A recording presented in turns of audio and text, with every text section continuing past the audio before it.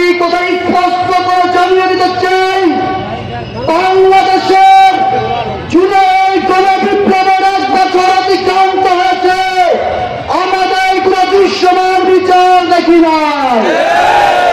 এটা দিল্লি অন্ধকারের এজেন্ডা বাস্তবায়ন করার জন্য আমরা অন্তর্বর্তী সরকারকে বসাই নাই। আমরা জানিয়ে দিতে চাই, অতি বিলম্বে কোন কিন্তু ছাড়াই বিচার কার্য শুরু করতে হবে দৃশ্যমান। আরেকটি কথা, জুলাইয়ের ঘোষণাপত্র ও সনদ নিয়ে কোনো ধরনের তাল বাহানা আর মেনে নেব না। বুকে তাজা রক্ত ঢেলে দিয়ে হলো এই ছাত্র জনতার পবিত্র দূরত্বে অর্জন করে নেবে ইনশাআল্লাহ।